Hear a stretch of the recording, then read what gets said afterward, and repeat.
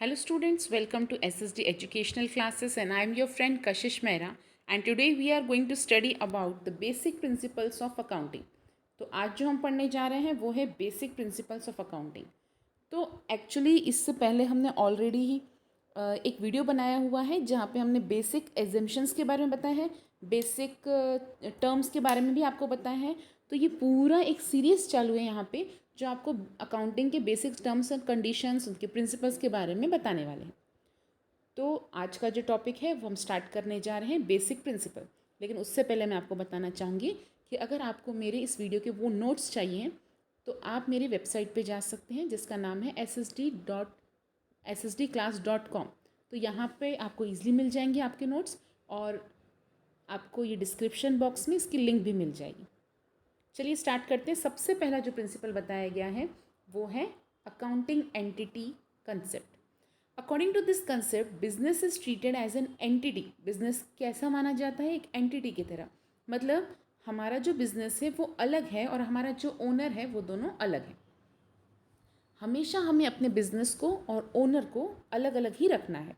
Business has it separate book of account and all the transactions जो भी हो रहे हैं बिजनेस में it should be recorded in the books. So अगर हम ओनर को देखते हैं तो ओनर के ट्रांजेक्शन्स अलग होते हैं और बिजनेस के ट्रांजेक्शन्स अलग होते हैं। It is this assumption is not followed, the operating results and financial position of the business entity cannot be ascertained correctly। अगर हमने ये वाला प्रिंसिपल फॉलो नहीं किया है जिसमें हमने बताया है अकाउंटिंग एंटिटी कंसेप्ट, तो हम बिजनेस के ट्रांजेक्शन और पर्सनल ट्रांजेक्शन को अलग नहीं रख पाएंगे। So it is very much necessary that business transaction should be separated from the personal transactions. Now second principle क्या बताता है? Money measurement principle. अब मनी की जब बात आ रही है तो हमें सीधे सीधे हमें पता होता है जब भी हम कोई ट्रांजेक्शन्स करते हैं तो it should be done in terms of money. मतलब जो लेन देन होगी वो मनी के टर्म्स में ही होगी, नहीं तो फिर वो बार्टर सिस्टम कहलाएगा। So accounting records are made simple, understandable and homogeneous by expressing all the items in common unit, और वो कॉमन यूनिट है हमारा मनी, कि कितना पैसा हमारे पास आया। Now next principle is talking about the accounting period principle. Accounting period principles का मतलब क्या होता है? हमारा जो बिजनेस है वो सालों साल चलता रहता है, लेकिन हम अपने बिजनेस का जब अकाउंट मेंटेन करते हैं it should B of 1 year.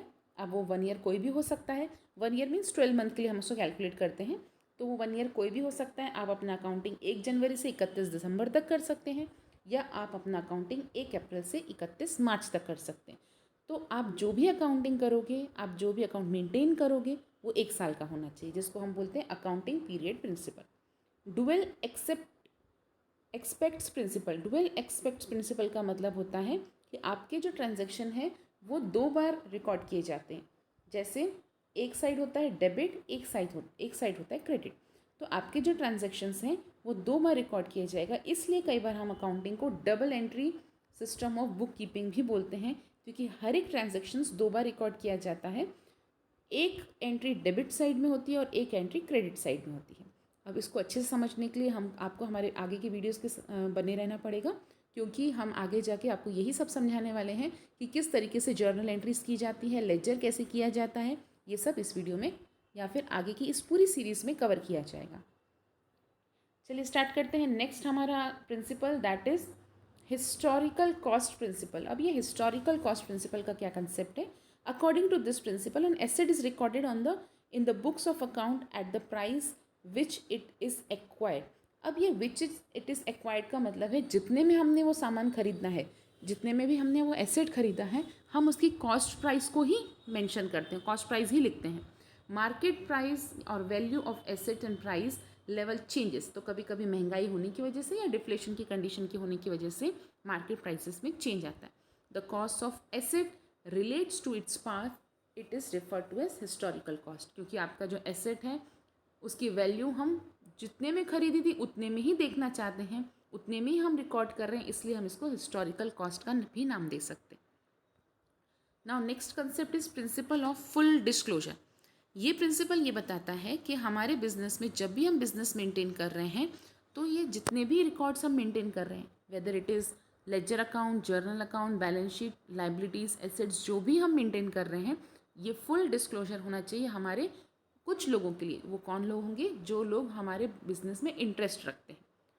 अब हमारे बिजनेस में इंटरेस्ट कौन रखता है? ओनर है, फाइनेंशियल इंटरेस्ट रखने वाले हमारे इन्वेस्टर्स हैं, हमारे एम्प्लॉयज़ हैं, और जो भी बिज़नेस के अपने शेयर होल्डर्स हैं, डिबेंचर्स होल्डर्स हैं, ये सब आपके बिज़नेस में इंटरेस्ट रखते हैं। अब ये इंटरेस्ट क्यों रखते हैं?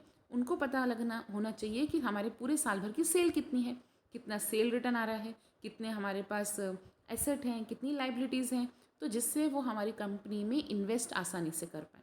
तो हमें अपने पूरे इन्फॉर्मेशन को डिस्क्लोज़ करके रखना चाहिए ताकि वो ईजिली हमारे बिजनेस में डिसीजन ले पाएँ कि वो कितना इन्वेस्ट कर सकते हैं।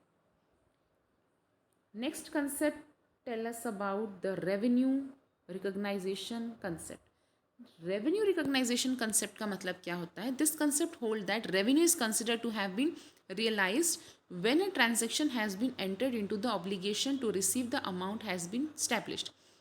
अगर हम इनको सिंपल भाषा में बोलें तो हमें यहाँ पे ये बताना रहता है कि जब भी हम अपने बिजनेस में कोई ट्रांजैक्शन कर रहे होते हैं तो उस दिन हमने क्या लिया होता है। जैसे हमने कोई सामान सोल्ड किया, तो जब हमने सामान सोल्ड किया तो उसी दिन हम ट्रांजैक्शन रिकॉर्ड कर देते हैं, न कि उस दिन जिस दिन हमें कैश मिल रहा होता है। In other word, revenue is considered as being earned when goods are sold. जिस दिन सामान बेचा जाएगा उसी दिन की एंट्री होगी, न कि हमें जिस दिन कैश मिलेगा। तो जब कैश मिलेगा वो 2 महीने 3 महीने के बाद जब भी मिलेगा मिलेगा, लेकिन जिस दिन हम सामान बेचेंगे एंट्री उसी दिन की होनी चाहिए। Next concept tell us about the matching concept. This principle hold that the cost incurred to earn the revenue should be set out against the revenue in the period during which it is recognized as earned। अब यहाँ पे revenue concept के बारे में बताया है और इसके बाद हमारे पास मैचिंग कंसेप्ट। इट मीन्स ये वाला जो कंसेप्ट है वो मैचिंग कंसेप्ट है। अब यहाँ पर मैचिंग कंसेप्ट इसलिए नाम बताया गया है कि for matching expenses with revenue, आपने जितना एक्सपेंसेस किया है वो रेवेन्यू के साथ भी मैच होना चाहिए। मतलब जितना पैसा लगाया है उतना कम से कम हमारे पास निकलना चाहिए। First, revenue is recognized as and the cost associated with the revenue are organized और रिकॉग्नाइज्ड, वी कैन से। तो यहाँ पर उन्होंने क्या बताया है कि जो मैचिंग कंसेप्ट है वहाँ पर इन्होंने बोला जितना हम एक्सपेंसेस कर रहे हैं उतना रेवेन्यू भी हमें मिलना चाहिए। Next principle tell us about the verifiability objective evidence। all transaction which are recorded in the books of account must be supported by relevant vouchers। जो भी हम ट्रांजेक्शन कर रहे हैं उसका कोई ना कोई बिल होना चाहिए, कोई वाउचर्स होने चाहिए, कोई इन्वॉइस होना चाहिए या किसी पासबुक में एंट्री होनी चाहिए। मतलब हमारे पास एविडेंस होना चाहिए कि हमने कोई ट्रांजेक्शन किया। अब ये तो बात हुई हमारे प्रिंसिपल्स के बारे में। चलिए स्टार्ट करते हैं। यहाँ पर हम मॉडिफाइंग प्रिंसिपल्स एंड कन्वेंशंस जो आज के टाइम पे बताए जा रहे हैं प्रिंसिपल्स, उसके बारे में पढ़ेंगे। सबसे पहले उन्होंने बताया है principle of conservatism. This principle tell us about that all the anticipated loss should be recovered in the books of account but all anticipated और unrealised gain should be ignored. तो सबसे पहले उन्होंने क्या बताया है कि अगर आपको लगता है कि फ्यूचर में कभी भी कोई लॉस होने वाला है तो उसको पहले से ही आपको एंटिसिपेट करके रख लेना है। मतलब अंदाज़ा लगा के रख लेना है कि इतना हमें लॉस फ्यूचर में होने वाला है। लेकिन अगर कोई प्रॉफिट होने वाला है तो उसको कहीं भी आपको मेंशन नहीं करना है। अगर होगा तो फ्यूचर में जब भी होगा तब देखा जाएगा। तो हमें हमारा कंसेप्ट क्या बताता है यहाँ पे प्रिंसिपल कि अगर कोई लॉस है तो उसको रिकॉर्डिंग में पहले से मेंशन कर दीजिए कि हमें कुछ कुछ लॉस होने वाला है। Next principle is principle of materiality. According to this principle only those items are to be disclose separately in the financial statement which are material for decision making for the user of financial statements of the business. मतलब यहाँ पे उन्होंने बोला है कि हमारे पास कितना material है वो भी डिस्क्लोज करना ज़रूरी है। इनसिग्निफिकेंट आइटम्स जो भी हैं, जो इररेलेवेंट आइटम बिजनेस में रखे गए हैं उसको हटा देना पड़ता है। This can be merge with the other item है materiality based on both information and amount. दोनों चीज़ पर बेस्ड कर रहे हैं कि जो हम मटेरियल की बात कर रहे हैं वो हमारे पास दोनों चीज़ होनी चाहिए कि कितना मटेरियल है और कितनी इन्फॉर्मेशन, कितना अमाउंट हमारे पास मटेरियल रखा है, ये पूरी इन्फॉर्मेशन होनी चाहिए। तो ये था वीडियो जो बता रहा था प्रिंसिपल्स ऑफ अकाउंटिंग के बारे में। होप है फ्रेंड्स आपको हमारा वीडियो पसंद आया होगा, समझ आया होगा। अगर आपको और भी आगे जानना है तो नेक्स्ट वीडियो में हम अकाउंटिंग स्टैंडर्ड्स के बारे में पढ़ाने वाले हैं। तो बने रहिए हमारे वीडियोज़ की सीरीज़ में, जहाँ पे हम 11th क्लास की अकाउंटिंग के बेसिक टर्म्स, जो कि न सिर्फ 11th क्लास बट जब भी आप अकाउंटिंग पढ़ेंगे तो ये बेसिक टर्म आपके हमेशा काम आने वाले हैं। तो आपको अगर हमारा वीडियो पसंद आया है तो प्लीज़ इसे लाइक कीजिए, चैनल को सब्सक्राइब कीजिए और जितना हो सके शेयर कीजिए। Thank you.